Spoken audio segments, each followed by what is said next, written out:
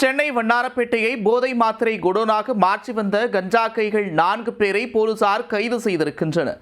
மும்பையிலிருந்து மொத்தமாக ஆர்டர் எடுத்து சென்னையில் சப்ளை செய்து வந்த லோக்கல் சுல்லான்களின் பின்னணி என்ன? போதை மாத்திரை விற்கும் கும்பலை தூக்கிய போலீசார் 3700 மாத்திரைகளை பறிமுதல் செய்திருக்கின்றனர். லோக்கல் போலீசாரின் கண்ணில் மண்ணை தூவி மாணவர்களின் வாழ்க்கையை சீரழித்து வந்த போதை புள்ளிங்கோக்கள் தொக்காக சிக்கியது எப்படி? சென்னை வண்ணாரப்பேட்டை பகுதியில் போதை மாத்திரை விற்பனை தலைவிரித்தாடுவதாக குற்றச்சாட்டு எழுந்தது. லோக்கல் பள்ளி மற்றும் கல்லூரி மாணவர்கள் பலரும் போதை மாத்திரைக்கு அடிமையாவதாக வண்ணாரப்பேட்டை துணை ஆணையருக்கு ரகசிய தகவல் கிடைத்தது. உடனே தனிப்படை அமைத்து விசாரணையில் இறங்கிய அதிகாரிகளுக்கு போதை மாத்திரை விற்கும் மொய்தீனின் கோட்டை குறித்து தெரிய வந்தது.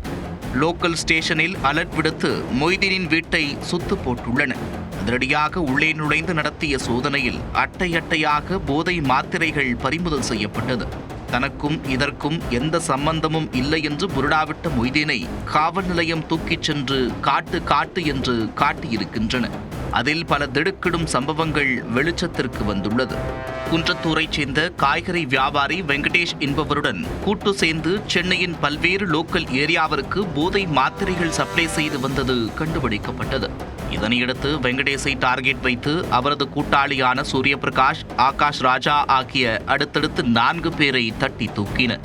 இவர்கள் போதை மாத்திரைகள் விற்றதோடு பட்டாக்கத்தி உள்ளிட்ட ஆயுதங்களை வைத்து மிரட்டி பணம் பறித்து வந்ததாகவும் கூறப்படுகிறது.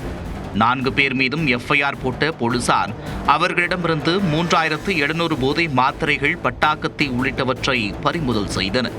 2ஆம் கட்ட விசாரணையில் மும்பையில் பதுங்கியிருக்கும் முக்கிய புள்ளி ஒருவர் இவர்களுக்கு போதை மாத்திரைகளை மொத்தமாக சப்ளை செய்து வந்தது கண்டுபிடிக்கப்பட்டுள்ளது.